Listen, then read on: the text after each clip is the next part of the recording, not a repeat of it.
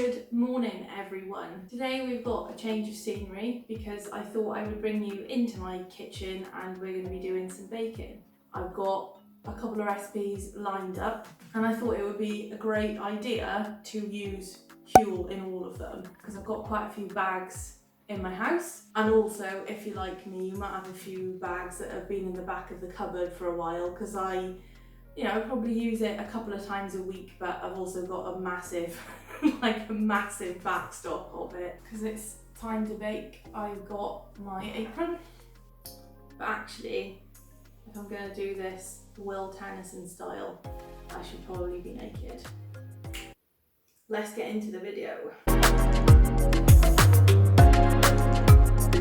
I'm not going to stand here and cook naked because you don't need to see that. I don't want to do it, it's too cold. Cranberry and coconut cookies. Potential. Okay, I've got both cranberries and coconut. Yeah, let's do that one. Right.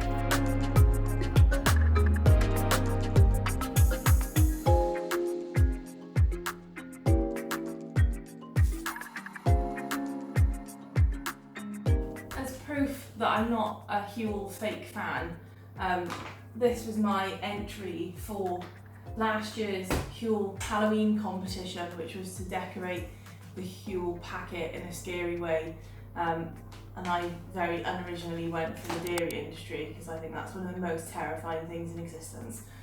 But this is from last Halloween, so hence why I feel like I need to use some of it up.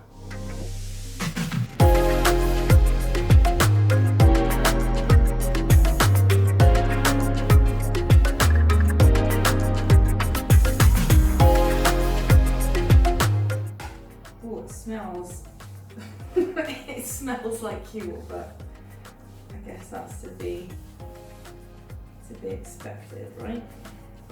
They're very wet. I'll just show you. They're quite wet.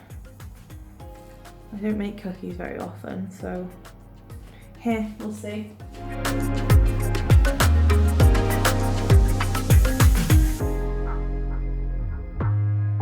Usually with stuff like this, if you put some water on your fingers, it stops whatever it is you're handling from sticking to them.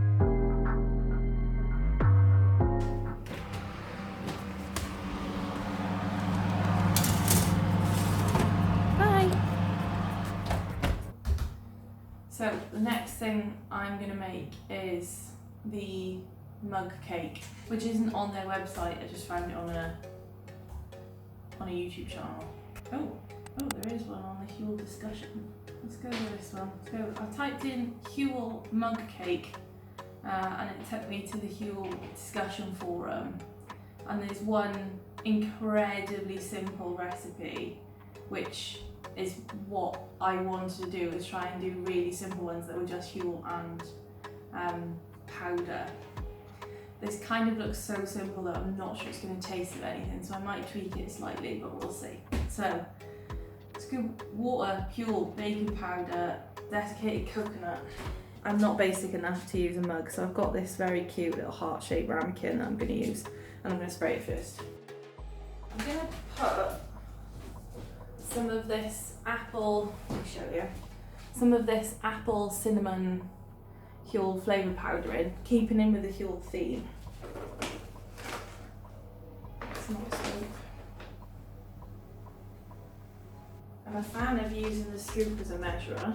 It's got not quite as tiny a whisk as Julian's tiny whisk, but I think it's good enough. I've probably done like a teaspoon of the flavour powder. It's quite nice, that one. It sounds like it'll be awful, but it isn't. There's a pinch. I reckon you want probably at least a quarter of a teaspoon. Let's microwave. Oh, I'm not going to show you my utility room because you saw last week it's disgusting. We want 1 minute 30. While the mug cake's on, let's have a look at these cookies.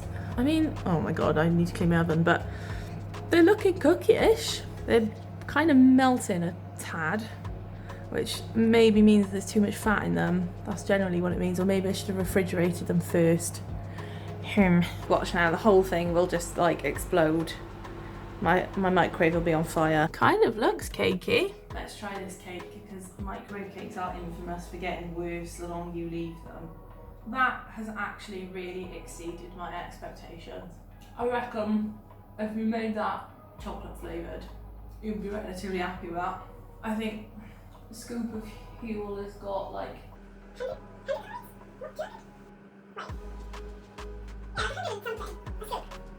like 100 and something a scoop, so for 100 calories, that might just satisfy your urge for a cake. Not amazing though, but I kind of wasn't expecting it to be. It's quite stodgy, but then Huel isn't flour, so I'll give that like a 6 out of 10. Yeah, so you can see with these that they're like really starting to spread out, which is not necessarily a bad thing. I might take them out in a minute. It said take them out when they're golden brown, and that's golden brown. Okay, so the cookies are cooled down. So this is what they look like. They've like flattened quite a lot. I've already had one. They're decent. They taste quite Huel-y. I think if you did have the unflavoured and unsweetened ones, it'd probably be a bit better, and it maybe needs some like spices, more fruit. But all in all, not bad.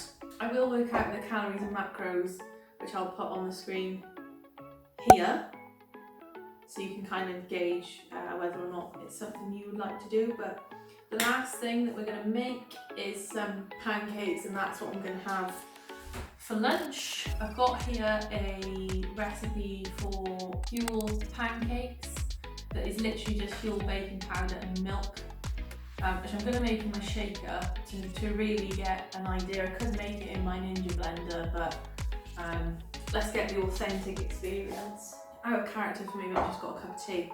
We need 3 scoops of Huel. I might do 2. And again, this is a recipe on the Huel page. It's not actually a customer recipe or something like that. So 1, 2 all in there. So I'm gonna do like 2/3 of a teaspoon.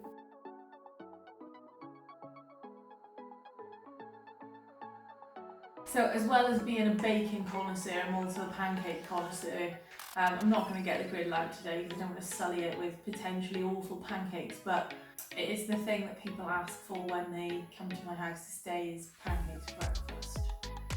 So I'll just throw that out there. Here's pancake number 1 cooked. Look how pancakey that looks. And here's pancakey number 2. Right, there's my pancakes done. Let me show you.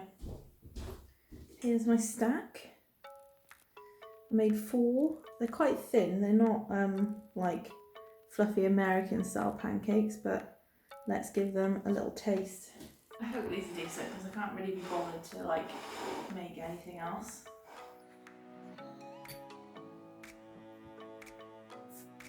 They're quite dense. I wouldn't necessarily say they're fluffy. That's what I've found with the 2 cakey things so far, to be honest, is that I work fine in cookies because it doesn't matter if the powder's really dense, but the cake and the pancakes, it's possibly a bit like using gluten-free flour, where it's, because it's much denser, you don't get fluffiness. Okay, I don't think I'm going to carry on moving on. So that's all for today's video, people. Let me know if you've ever tried baking with Huel or whether you've got any of the recipes that you want to try. I think of the 3, the cookies are probably the best bet. So if you have got some you want to get rid of, or you just fancy trying it, I'll try that. Or unless you like incredibly dense, incredibly stodgy stuff, then by all means crack on and bake with the normal Huel powder. I hope you have a really lovely week, and I will see you soon. I'm gonna have to come all the way for a kiss.